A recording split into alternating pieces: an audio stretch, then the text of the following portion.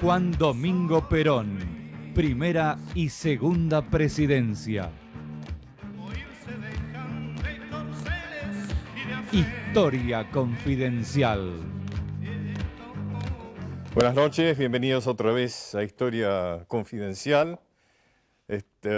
Muchas gracias por la repercusión que ha tenido la página, que lo está poniendo en este momento nuestro director Fullón en pantalla. Hemos tenido más de 3.000 visitas y además hemos terminado ya el concurso de octubre y ya están los premiados. Así que bueno, estamos muy contentos. Y hoy vamos a hablar nada menos que de Juan Domingo Perón. Acá hacemos historia, tratamos de hacer historia imparcial, seria, así que van a escuchar lo mejor y lo peor de Perón. Ustedes sacarán después las conclusiones. Para eso tenemos invitados que realmente están en condiciones de hablar y opinar sobre Juan Domingo Perón. Bueno, ahora vamos al informe de Felipe Piña.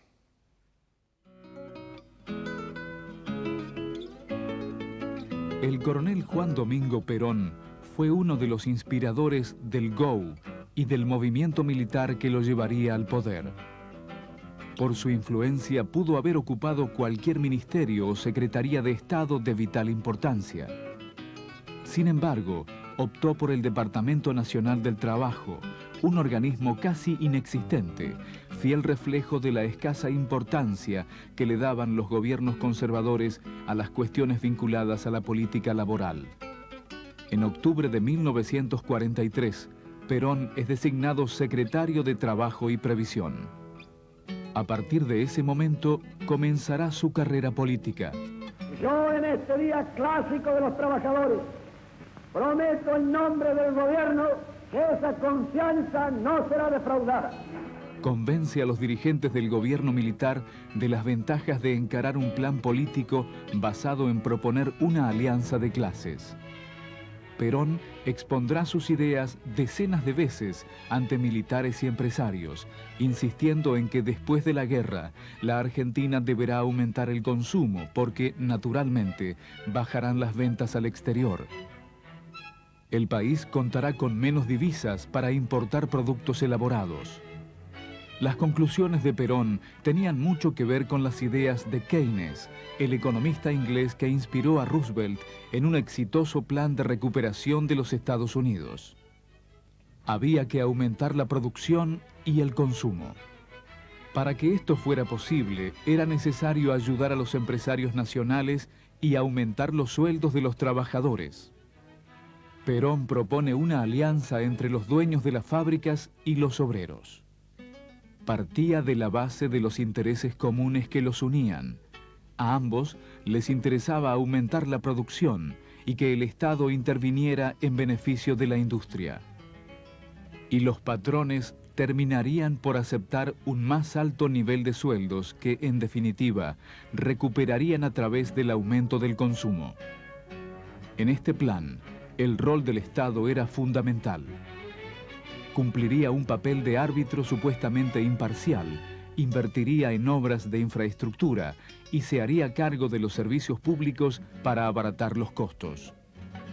En lo político, el pensamiento de Perón era producto de múltiples influencias que iban del nacionalismo católico, el falangismo español y el fascismo hasta el socialismo.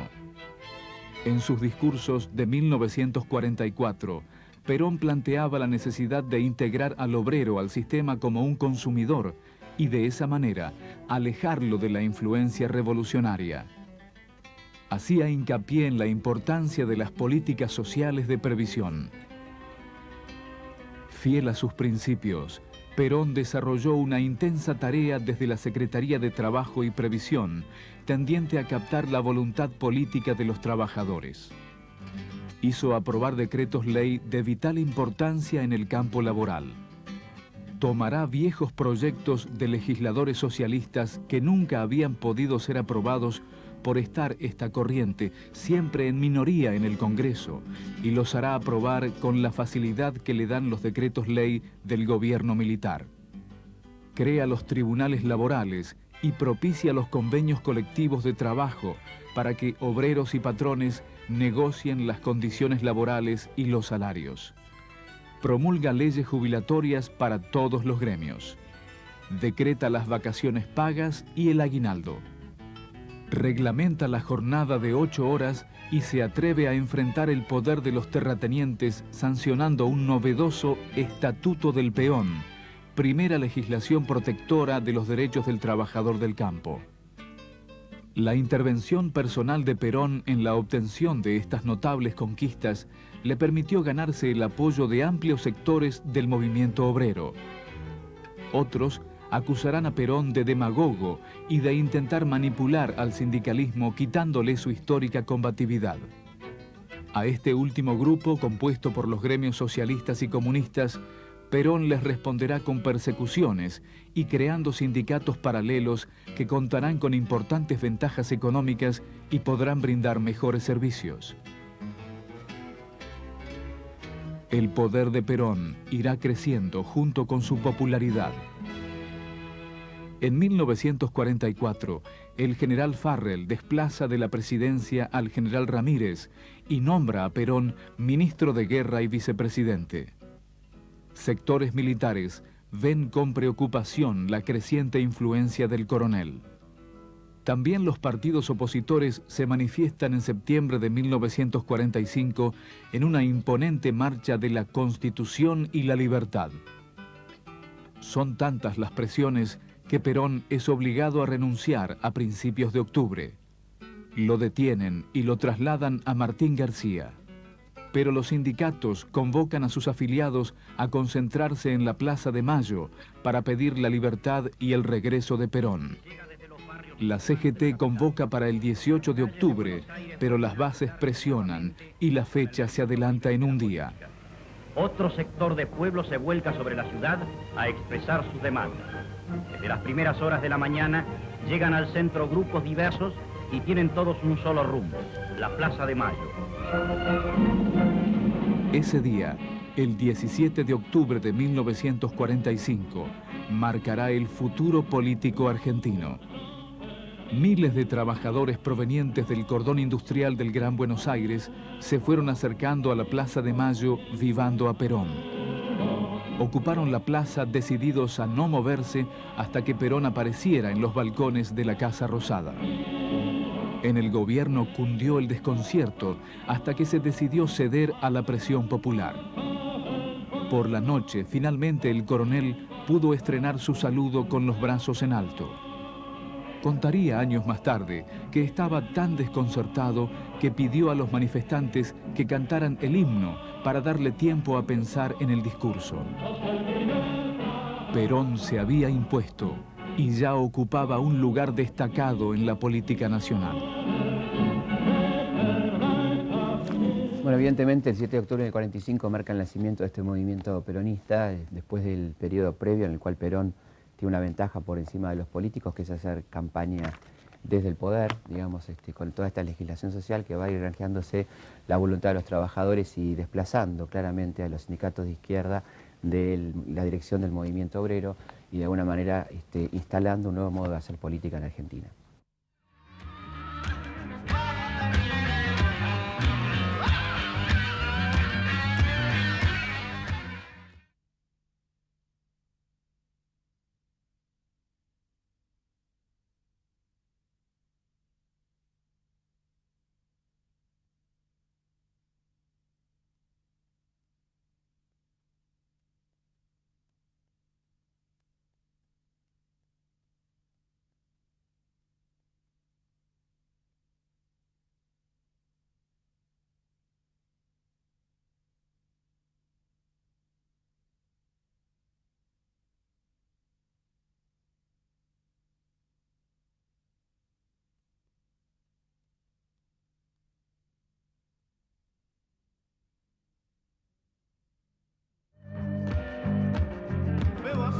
Historia confidencial.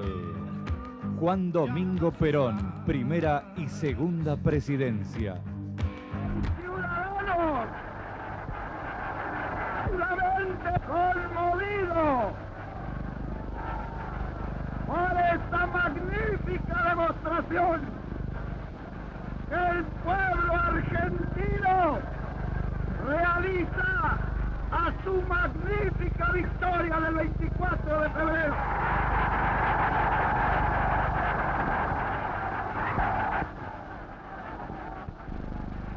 Que no haya falsos apóstoles,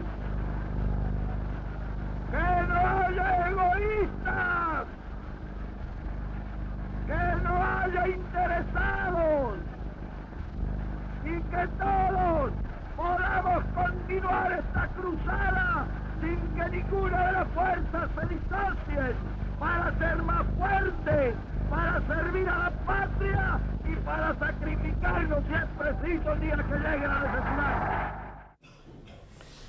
Perón tenía un extraordinario apoyo popular y hacía actos masivos, enormes, con un gran ritual, y en uno de ellos, el 31 de agosto de 1955, dijo a los opositores: por cada uno de los nuestros que caiga, caerán 5 de los de ellos. ¿Por qué, si tenía tanta adhesión y tantos votos, en realidad amenazaba a esa oposición que tenía miedo? Me lo acuerdo muy bien en mi infancia. Posiblemente porque tenía una concepción militar de la política. El adversario era un enemigo, usaba términos militares, y trataba de controlar todos los actos de la vida del país. El trabajo con los sindicatos, la familia con la rama femenina, los niños a través del adoctrinamiento.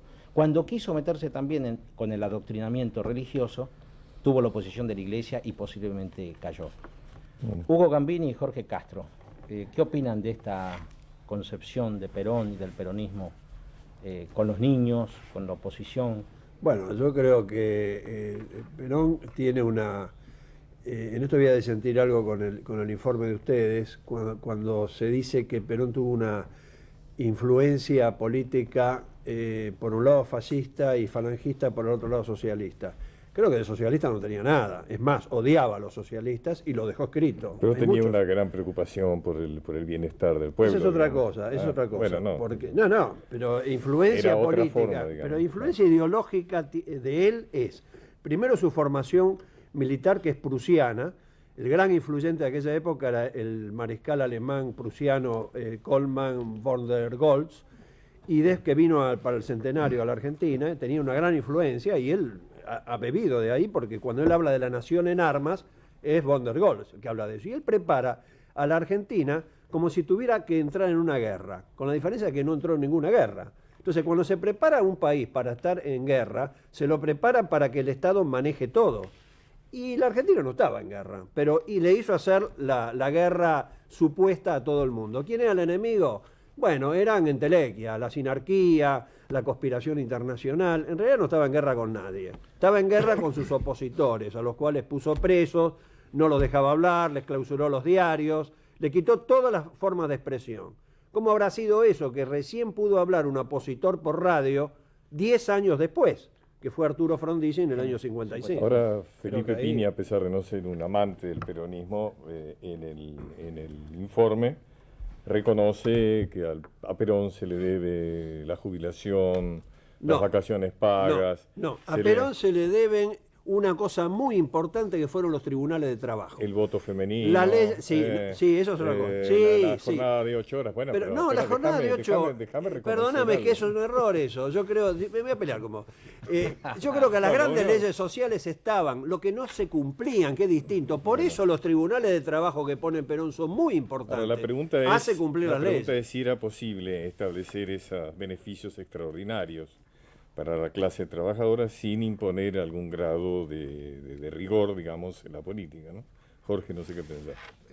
Yo diría, primero, una observación, en el sentido de que este discurso de Perón de 5x1 se da en un momento de intenso conflicto social y político, precedido, por ejemplo, por el hecho de que ese mismo año, el 16 de junio, nada menos que aviones de la fuerza pertenecientes a la aviación naval argentina habían atacado al pueblo peronista directamente con todas sus armas en la Plaza de Mayo, causando entre 300, 400, Sí, 500 bajas. Es Esto, cierto, pero muchos el años odio- antes había dicho que iba a colgar a yo los opositores, ¿no? Preferiría no discutir, sino exponer una idea. Bueno, de acuerdo, de acuerdo. Pero no atacó la Plaza de Mayo, atacó yo la Casa de Gobierno. Ojo, en la Plaza preferi- de Mayo no había nadie. Preferiría no discutir, sino exponer dos ideas. Vos estás justificando. No, eso, no estoy Jorge. justificando Pero nada. digamos- Los digámoslo de hechos, Jorge, los confiémoslo hechos de reales Jorge. son que se bombardeó la Casa de Gobierno y las bombas cayeron detrás y sí, mataron gente, pero no en la Plaza de Mayo. Bueno, no pero estaba la estaba, Plaza según de vos, Mayo llena de gente. estaba Y el justificado. lenguaje No, no te bélico Jorge, fue también mucho antes. bueno, vamos a escucharlo, Jorge. Sí. Yo procuraría exponer una idea.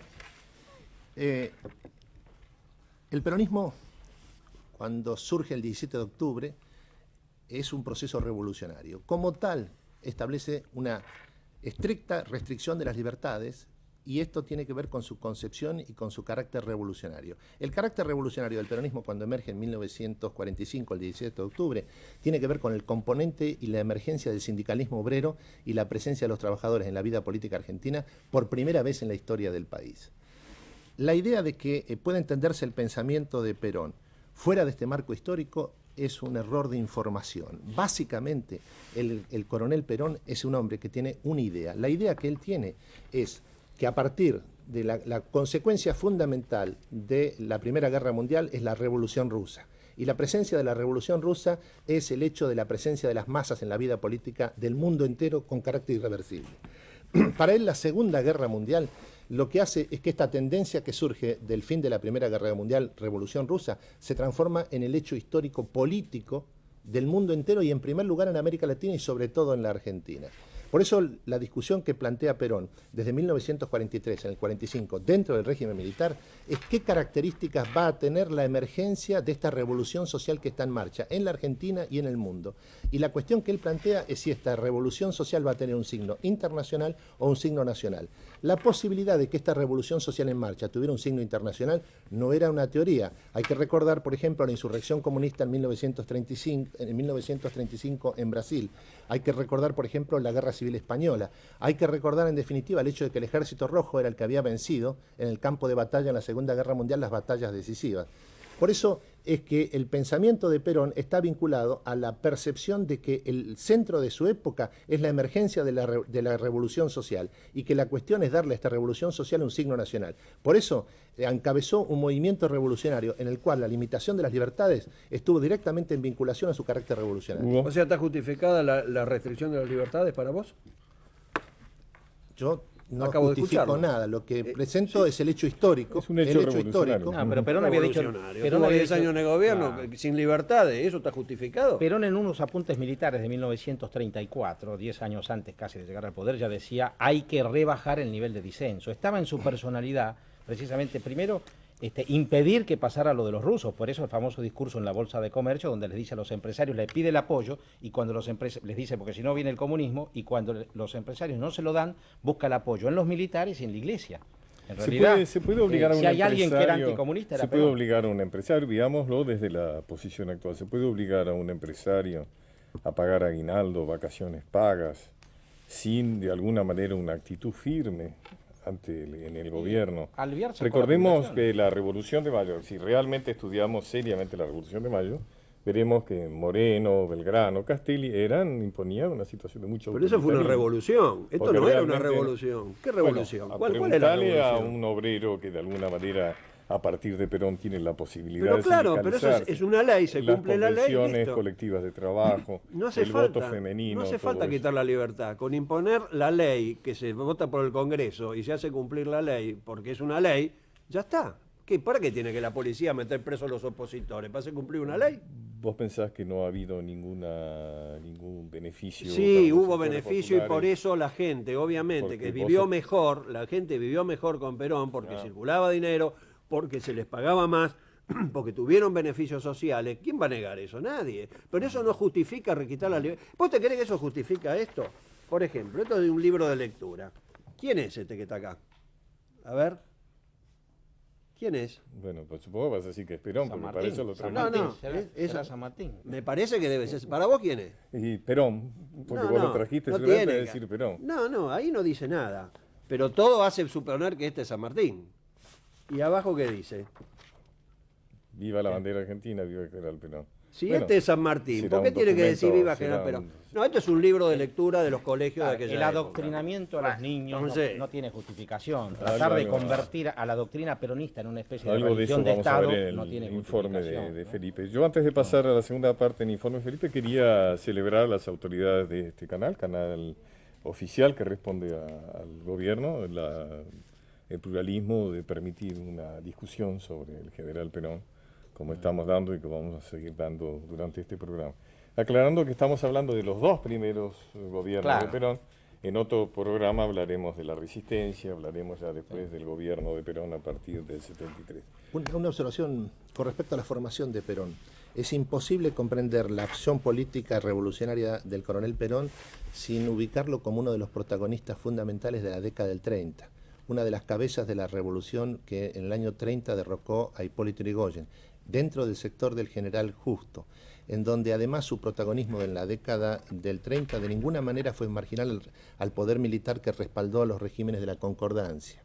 Esto quiere decir que la visión política de Perón está íntimamente vinculado con la idea de la organización nacional que surge de la generación del 80.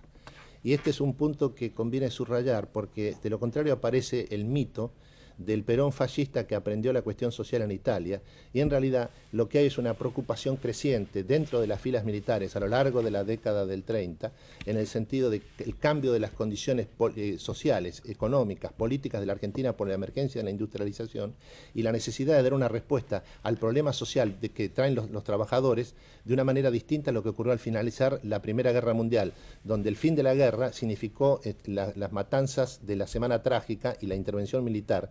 Y esto es lo que quería Perón evitar y gran parte de los cuadros militares surgidos de la Revolución del 30. O sea que Hugo, Perón la era- última, o sea la que última palabra Perón era- tuya, la era- última palabra tuya y corta porque tenemos Claro, que o sea ir a- que Perón fue conservador durante la década infame. Es eso lo que decís vos. La vinculación de Perón con el pensamiento de la generación del 80 y la organización nacional no cabe la menor duda. El punto fundamental es que incluso hay que ubicarlo en términos históricos. Perón no era revisionista, recién fue revisionista después del 55, cuando el conflicto estalló en todos sus términos, pero no antes. O sea que fue conservador y después fascista. Está claro. Vamos al informe, a la segunda parte del informe de Felipe de Piña.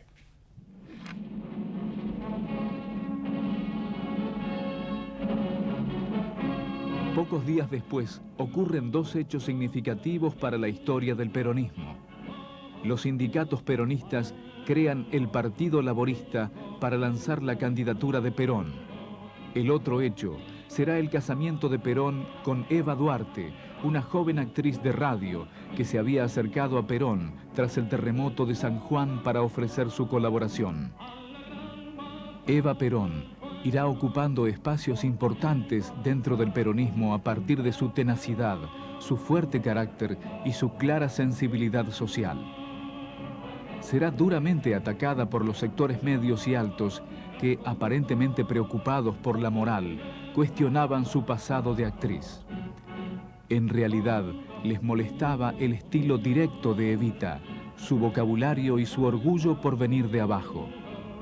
No les parecía digno de una futura primera dama. Mientras Perón organizaba sus fuerzas partidarias con el Partido Laborista, sectores radicales disidentes y conservadores. La oposición constituyó un frente electoral denominado Unión Democrática. Lo integraban la UCR, el Partido Socialista, el Partido Demócrata Progresista y el Partido Comunista. La campaña electoral dividió en dos a la sociedad argentina. A la Unión Democrática la apoyaron la Sociedad Rural, la Unión Industrial, la Bolsa de Comercio y el embajador de los Estados Unidos, Spril Braden. La candidatura de Perón fue apoyada por los sindicatos, sectores militares y de la Iglesia Católica. Las elecciones de febrero de 1946 fueron las primeras sin fraude en muchos años. Perón se impuso obteniendo además casi los 2/3 de la Cámara de Diputados, la mayoría de los puestos del Senado y todas las gobernaciones provinciales. Al asumir Perón la presidencia, los apoyos sectoriales se vieron reflejados en la distribución de cargos. Dirigentes gremiales y ex-radicales ocuparon cargos en ministerios y en el poder legislativo. 6 provincias quedaron a cargo de gobernadores militares. La Iglesia Católica, por su parte, ocuparía importantes espacios en el ámbito de la educación.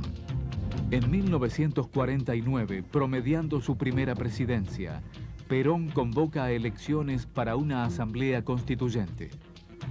El amplio triunfo peronista permite incluir en el texto de la Constitución la posibilidad de la reelección del presidente y los derechos del trabajador. Se establecieron también los derechos del Estado sobre las fuentes de energía y el fomento de la intervención estatal en la economía. Perón no inventó el Estado empresario. En realidad, profundizó y completó un proceso que había comenzado en 1932, cuando los gobiernos conservadores estatizan ramales ferroviarios, crean juntas reguladoras y otorgan a las Fuerzas Armadas un rol protagónico en el terreno industrial. La diferencia fundamental está dada en que el peronismo se propuso el objetivo central de que la intervención estatal en la economía actúe en el terreno social como una forma de crear un mercado interno y aumentar el consumo. Al asumir la presidencia, Perón encarga a Miranda la elaboración de un plan quinquenal de gobierno. El primer plan quinquenal intentó transformar la estructura económica del país, fomentando la industria y estimulando el mercado interno. Paralelamente, el Estado peronista emprende una importante política de estatizaciones, acorde con una corriente mundial en ese sentido. Las reservas acumuladas por nuestro país durante la guerra proveyeron al gobierno de los fondos necesarios para pagar las nacionalizaciones. El caso más famoso fue el de los ferrocarriles. Hacía tiempo que los británicos querían deshacerse de la poco rentable red ferroviaria argentina. Habían encargado al conservador Federico Pinedo un proyecto para vendérselos al Estado. Finalmente, la operación se concreta en 1947 y el Estado argentino paga por buenos materiales rodantes viejos y una infraestructura ferroviaria totalmente atrasada. El hecho fue presentado por la propaganda peronista como un triunfo de la soberanía nacional y se convirtió en una fiesta. Las ventajas de la estatización de los ferrocarriles tenían que ver con la baja de las tarifas y los fletes, lo que benefició a los usuarios y a los productores nacionales. Bueno, efectivamente el Estado peronista lleva adelante una serie de medidas que tienden a ampliar las funciones del Estado. Hay un Estado benefactor, un Estado empresario, es decir, se amplían notablemente las funciones del Estado, con lo cual evidentemente esto despierta grandes cambios y evidentemente polémica entre la sociedad argentina.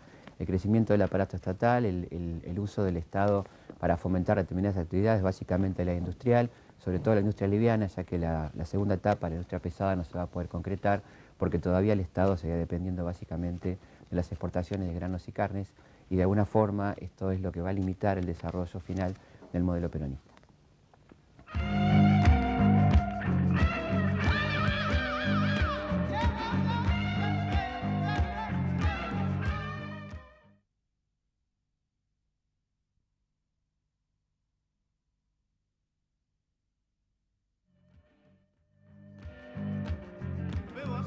Historia confidencial.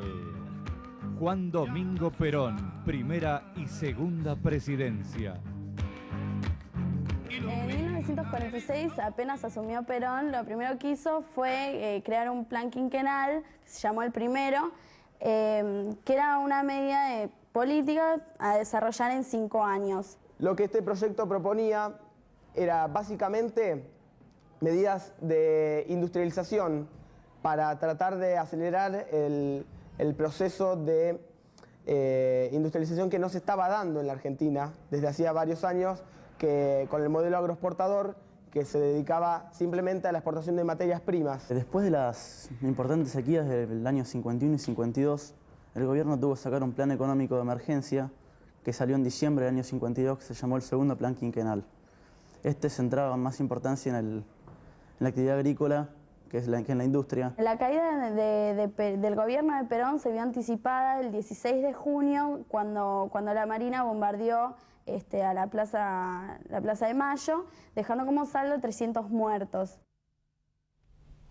Bueno, qué interesante, ¿no? Los chicos del Carlos Pellegrini, muy bien, muchísimas gracias. Mario Bertelotti, vos has escrito textos sobre el peronismo. Ahí Felipe Pini en su informe de alguna manera planteaba que la privatización de los ferrocarriles, de la estatización, perdón, de los fue un mal negocio. ferrocarriles, en un momento fue un mal negocio, en realidad fue una conveniencia de los ingleses que se sacaron de encima un aparato obsoleto y deficitario. Bueno, creo que para tener una idea de lo que fue hay que saber lo que opinó Churchill. Churchill había perdido el gobierno después de la Segunda Guerra Mundial y gobernaban los laboristas, que fueron con los que Perón acordó. No nos olvidemos que Perón tenía ministros socialistas en Interior y Relaciones Exteriores. Bramuglia era laborista, socialista.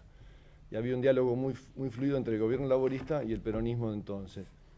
Y fue un plan Brady al revés. Es decir, lo que Inglaterra Argentina era acreedora de Inglaterra no podía pagar porque estaba fundida por la guerra. Y entonces tenía activos en la Argentina. Y la Argentina cambió los activos ingleses por las acreencias. Al revés de lo que hicimos ahora, que nosotros cambiamos los activos de las empresas públicas por la deuda que teníamos.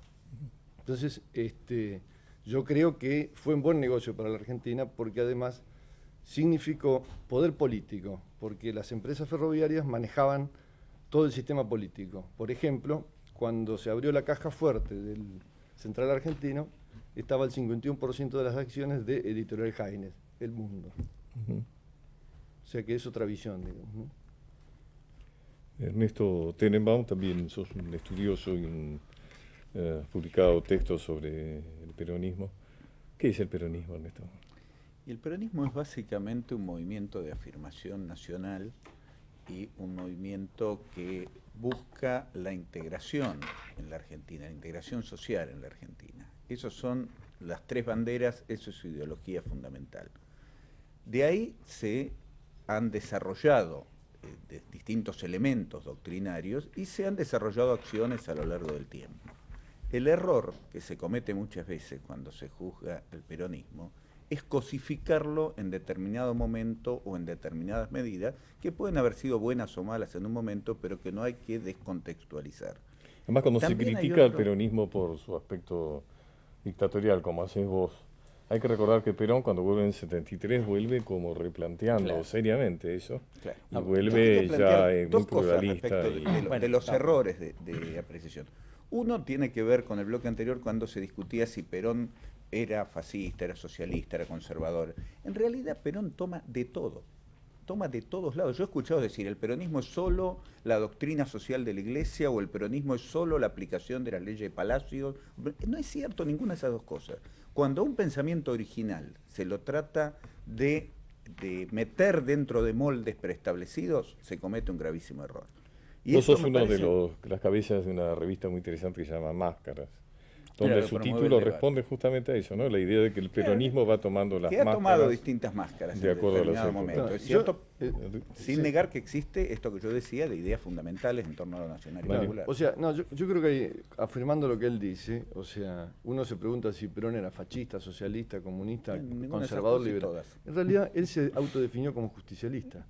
Es decir, yo creo que lo que la Argentina... Pragmático, digamos, una forma pragmática de conseguir un fin. Mario, pero el más... justicialismo es una concepción política. O sea, yo creo que este es el tema. Yo creo que atrás de esta pantalla debe haber millones de argentinos que han votado históricamente por Perón y que saben que cuando se dice justicialismo se sabe de qué se está hablando. Los que creo que no terminan de darse cuenta de que ese justicialismo son los intelectuales, pero la gente común sabe lo que es el justicialismo. Es decir, ahí es una concepción política, la comunidad organizada como idea central, la idea de la articulación de la sociedad en un equilibrio entre individuo, colectividad, materia y espíritu. Es decir, es una cantidad de cosas. José Ignacio, sí, no, en 1952 una ley del Congreso Nacional declaró que el pensamiento justicialista, la doctrina justicialista era la doctrina nacional. Correcto. Y al año siguiente el Ministerio de Educación instruyó a los maestros de religión que ese pensamiento nacional debían ser tenido en cuenta en la educación religiosa, ¿no?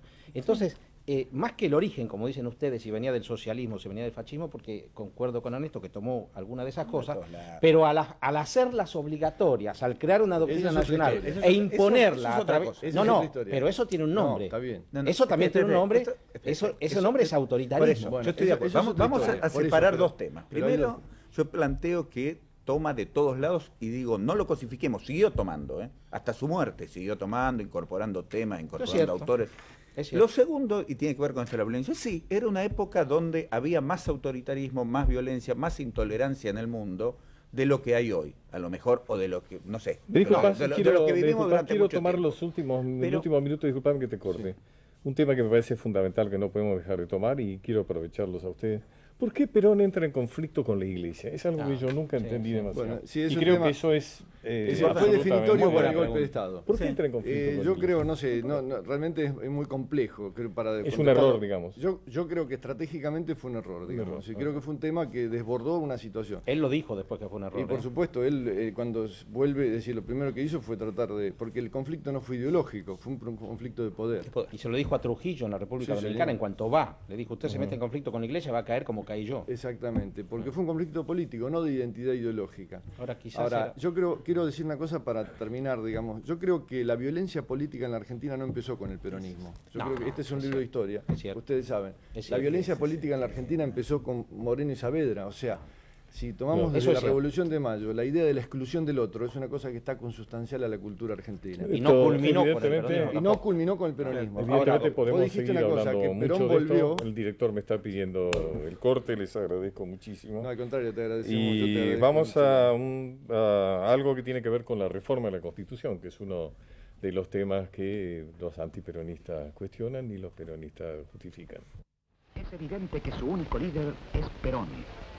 Pero la Constitución argentina no permite la reelección presidencial.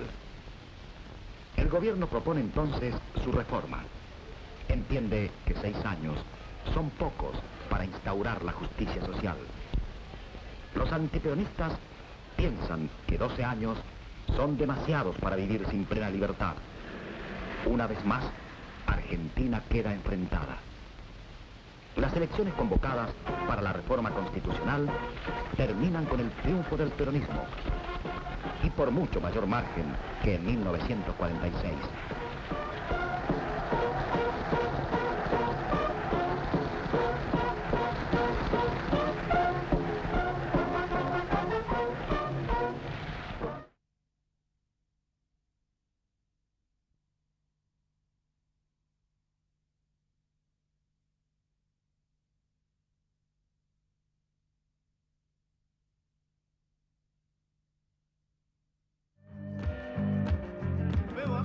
Historia confidencial. Juan Domingo Perón, primera y segunda presidencia. Pese a las buenas intenciones, el peronismo no logra transformar a la industria en la principal fuente de ingresos del Estado, cuyas divisas siguen proviniendo de la exportación de granos y carnes. Una difícil situación internacional, con mercados cerrados, el fuerte boicot norteamericano contra nuestro país y 2 malas cosechas consecutivas obligarán a Perón a replantear su política económica. El segundo plan quinquenal, lanzado en diciembre de 1952, cambió definitivamente el rumbo económico y favoreció el desarrollo agrícola sobre el urbano, el capital y los beneficios sobre el trabajo y los salarios, la industria pesada sobre la ligera y las exportaciones sobre el consumo interno. El peronismo tuvo ciertas características autoritarias y personalistas que irritaban a la oposición. Durante gran parte del gobierno de Perón, fue muy difícil poder expresar ideas opositoras con libertad. La mayoría de los medios de comunicación estaban en manos del Estado y los restantes sufrían permanentes clausuras. El conservador diario La Prensa fue cerrado y transferido a la CGT. El socialista La Vanguardia fue cerrado infinidad de veces por motivos que iban desde la censura lisa y llana hasta los ruidos molestos. En las universidades, los estudiantes protestaban por el bajo nivel educativo y la importante presencia de profesores de tendencias fascistas. Líderes como el socialista Alfredo Palacios y el radical Ricardo Balbín sufrieron la cárcel y el exilio. Las críticas de la oposición apuntaban generalmente a la denuncia de casos de corrupción y a los excesos del autoritarismo, expresados, por ejemplo, en la implantación de la religión católica obligatoria y la utilización de textos escolares, también obligatorios, que exaltaban las figuras de Perón y Evita. Los niños aprendían a leer con frases como «Sara y su esposo son peronistas» y a deletrear con la palabra Perón. Pero además de los opositores honestos, sinceros demócratas con una tradición intachable de defensa de la libertad, aparecieron otros. Y es que el peronismo planteó una fractura en la sociedad argentina. Ciertos sectores de las clases medias y altas no toleraban el ascenso de miembros de la clase trabajadora hacia posiciones de poder que creían reservadas para ellos. Algunos personajes que nunca se habían preocupado por la democracia, los derechos humanos y las libertades públicas, que habían apoyado las represiones conservadoras complacientemente, aparecían ahora como paladines de la libertad, denunciando los atropellos del peronismo. Lamentablemente, este ímpetu libertario les desaparecerá con la caída de Perón, y no verán como antidemocráticos ni los fusilamientos ni las detenciones de la llamada Revolución Libertadora. Así como en la Italia fascista, el que estaba en contra del fascismo estaba en contra de Italia, Perón impuso también la consigna: el que es antiperonista es un vendepatria. Él, quizá por su concepción militar, tenía una necesidad de generar unanimidad, ¿no? Y es eso posiblemente lo que le llevó al conflicto con la Iglesia. Es decir, y ya al querer la unanimidad, inclusive de la doctrina, y la unidad total, eso le generó una resistencia que él no pudo aguantar. Yo pienso que en este programa lo que se ve claramente es que los críticos de Perón están obsesionados en aspectos que realmente existieron en el peronismo inicial, porque luego, como decíamos, Perón lo corrige, en aspecto autoritario, de alguna manera dictatorial del Perón. Pero si el peronismo hubiera sido nada más que eso, José Ignacio, ¿cómo se explica que desde el 45 hasta hoy, que han pasado 56 años, el peronismo gana las elecciones en todo el país, o en casi todo el país? Algo más tiene que haber habido en el peronismo. Bueno, es que, perdón, sí. Y yo te quiero decir, fíjate vos que en este informe de Felipe, inevitablemente Felipe no puede evitar una visión desde una cierta clase social, o desde una... porque él toma de qué manera están afectados los estudiantes universitarios, del diario La Prensa, pero lo que él toma mucho menos es hasta qué punto se ven favorecidos los sectores populares. La visión de ese informe está desde la prensa y los estudiantes universitarios. No. Y entonces realmente lo que hay que constatar es que existe una fractura social en la Argentina que se da en todo el mundo, donde por un lado están los dueños y por otro lado están los asalariados. Y Perón gobierna para los asalariados. Si este informe hubiera sido hecho desde los obreros, sería un informe completamente distinto. Bueno, lo que pasa es que yo creo que la supervivencia también intelectual o política del peronismo tiene que ver porque el peronismo impuso valores culturales. Por ejemplo, el valor de que el asistencialismo del Estado es superior a la iniciativa individual. Es un valor que quedó, porque además venía de antes también, ¿no? Es decir, no lo crea Perón, pero Perón lo acentúa, ¿no? Un obrero una vez me decía, los gobiernos peronistas ha habido todo, buenos, malos y mal. Ahora, lo que nosotros sabemos es que siempre, de todas maneras, van a hacer más por nosotros, aunque hagan menos de lo que deberían, de lo que hacen otros gobiernos. Bueno, pero los resultados económicos, fíjate vos que hubo grandes aumentos de sueldo, pero después se los comía la inflación. En 1954 ya no había pan, había azúcar negra, es decir, hubo una gran crisis económica que el propio peronismo la tuvo que tratar de solucionar porque todo ese boom, todo ese beneficio... Las crisis económicas de la Argentina evidentemente no son privativas del Y desde esa peronismo. Claro, y en todo el siglo XX, fíjate vos que desde el 50 en adelante hay como un gran beneficio a los trabajadores, pero un empobrecimiento general del país. Lo que es cierto, además que no puede hoy, dejar, ¿no? Lo dijo bien Mario, que realmente hay una dificultad muy grande del intelectual argentino de comprender el peronismo. Es verdad, porque el peronismo fue una reacción contra los intelectuales también. Alpargatas No fue sí, contra- libros no. Vos sabés cómo nace esa frase, ¿no? Esa frase nace en el momento que pasa una manifestación de obreros, obreros frigoríficos que pasan en ómnibus, que van yendo a la concentración de la Plaza de Mayo y se pasan frente a la Facultad de Derecho y encuentran ya a eso de los estudiantes con carteles y gritando en contra de Perón. Y como una reacción agresiva les gritan alpargatas y libros no. Y todo eso fue muy aprovechado, digamos, por la oposición al peronismo para suponer que el peronismo es un movimiento que es antagónico a la intelectualidad y al Porque pensamiento. Cosa es que la democracia, pero Pacho, en la democracia se apela a la razón, se apela al intelecto. En cambio, los movimientos nacionalistas o fascistas son reacciones antiintelectuales, precisamente que apuntan y apelan a lo emotivo, a lo sentimental. El peronismo, toda esa liturgia, los actos masivos, eso es precisamente un ataque a la intelectualidad, que es de la esencia del sistema. Yo te voy a decir, La frase no fue casual. Si el peronismo fuera nada más que eso, no se justifica su supervivencia y demás. No, Hay otro tema que posiblemente sea seguramente más se que nos eso, queda ¿no? fuera, a lo mejor lo podemos hablar con Felipe, que quiero que lo incluyamos en la mesa en el próximo, y es la famosa y interesantísima de todo punto de vista propuesta de los gremios de poner a Evita como vicepresidenta. Y bueno, y aquí justamente viene algo que es una traducción que hace Tomás Eloy Martínez, nuestro gran amigo y escritor de ese tema. Yo les pido a las mujeres, a los niños, a los trabajadores aquí congregados, que no me hagan hacer lo que nunca quise hacer. Compañeros, entiéndanme, yo no renuncio a mi puesto de lucha, renuncio a los honores. Eva Perón, Santa Evita, de Tomás Eloy Martínez.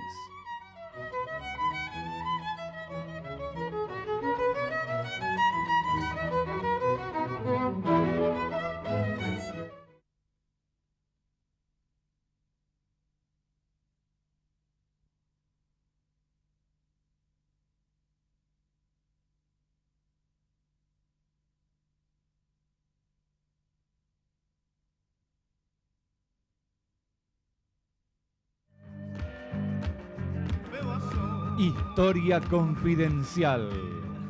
Juan Domingo Perón, primera y segunda presidencia.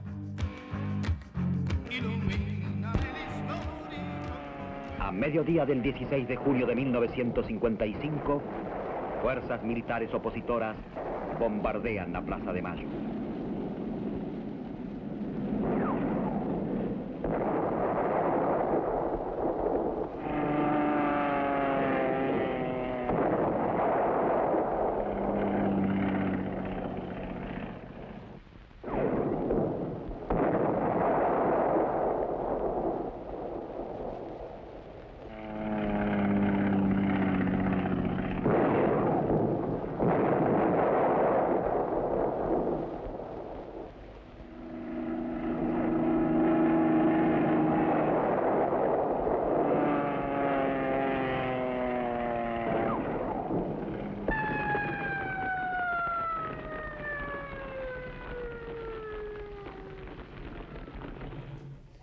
Bueno, acá se me ha acusado de ser una especie de integrante de la generación del 37, de un ilustrado que no comprende al pueblo argentino. No, tenés una visión desde un cierto punto de vista. No, yo creo que no, digamos, creo que en los primeros informes está claro que la acción social del peronismo y toda la cuestión con la clase trabajadora, creo que me parece que no, yo no pienso eso. Lo que pasa es que efectivamente los sectores afectados por la censura y todo esto eran los sectores de clase media, los sectores estudiantiles, etcétera. Justamente lo que el informe plantea es cuáles son los sectores que estaban afectados por el peronismo, a pesar de que económicamente estaban siendo beneficiados. Porque fíjate que la clase media la pasa bien económicamente durante el peronismo, ¿no? Y sin embargo... Pero los intelectuales nunca han podido entender por qué la clase obrera sigue siendo leal al peronismo, ¿no? Yo lo entiendo. A pesar de que están convencidos de que han sido gobiernos pésimos y de que han sido los peores gobiernos del país. Yo lo entiendo, pero y además, sin embargo siguen ganando elecciones. Es como un fenómeno que a veces uno ha escuchado explicar de que el pueblo se equivoca. ¿Cuántas veces uno ha escuchado que el pueblo se equivoca? ¿No? Hay un dato más, siempre se dice que el pueblo fue peronista por lo que le dio Perón, pero ¿qué le dio Perón en la resistencia? ¿Y qué recibió el pueblo peronista? Cárcel y palos, y sigue siendo peronista. Digo, el fenómeno es Y mucho más reconozcamos complejo. que la resistencia fue en su núcleo central, fue peronista. Por eso digo, pero digo, es mucho más complejo el fenómeno, no es un tema de panza llena, corazón contento, me parece. Además que me no. gusta mucho en tu último informe cuando decís que efectivamente los que alardeaban de derechos humanos, luego cuando cae Perón, bueno, por ejemplo, Perón nunca fusiló a nadie, eso hay que reconocérselo. Pero aplicó los la picana fusilamientos eléctrica, vienen después. La policía aplicó la picana eléctrica en tiempo del peronismo. Bueno, se es posible, perseguía es inclusive posible, pero no ha sido a los la- diputados opositores, inclusive se los desaforaba y después se los ponía presos. A Balbín estuvo preso, ¿no? Es decir, Pasaron cosas peores después, ¿no? Pero bueno, tenemos sí. una, ¿Qué vamos a hablar el próximo tenemos una día? novedad acá, que es un libro que... Un libro de Pacho O'Donnell. Sacado Pacho sobre... Juan Manuel de Rosas, un nuevo motivo de discusión. Otro en la nuevo mesa. motivo. Acá nos vamos Otra a- situación políticamente incorrecta, ¿no? Ya es una obsesión ser políticamente incorrecto. Vamos a Es una devoción de Pacho. Es una devoción. Vamos, tío, a adherir al peronismo, además tratar de ser ecuánime con Rosas, porque ese libro pretende ser ecuánime con Rosas, con el cual se ha hecho novela negra en nuestra historia. No, Nada fácil. No se lo ha tomado seriamente. Y hablando de Rosas, en nuestro próximo programa es Borges. Es Borges. Borges lo quería Justamente. mucho a Rosas, me parece, ¿no? Ahí toma una Ah, frase ¿sí? elogiosa de Borges.